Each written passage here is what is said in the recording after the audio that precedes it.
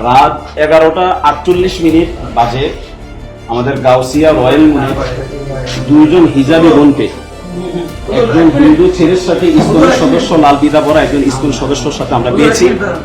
তার সকল কিছু আমরা তথ্য উপাত্ত মোবাইল গেটে আমরা যা কিছু দেখেছি, এই বোনের সাথে তার দীর্ঘদিনের সম্পর্ক, এই বোনের মাধ্যমে যোগাযোগ করে নিয়ে আসা হয়েছে। দীর্ঘ সময় তারা একসাথে 1 ঘন্টা যাবৎ হোটেলে সময় কাটিয়েছে। আমরা যে কোনো মাধ্যমে মুসলিম ভাইদের মাধ্যমে আমরা সে তথ্য পেয়ে তাদেরকে আমরা এখন জিজ্ঞাসাবাদ করতেছি।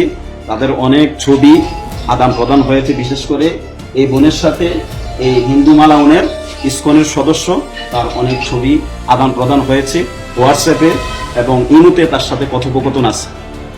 আপনারা দেখতেছেন বাংলাদেশের মধ্যে বাগুয়া লাভের নামে মুসলিম মেয়েদেরকে কিভাবে প্রেমের বাদে এনে তাদের সতীত্ব হরণ করা হচ্ছে।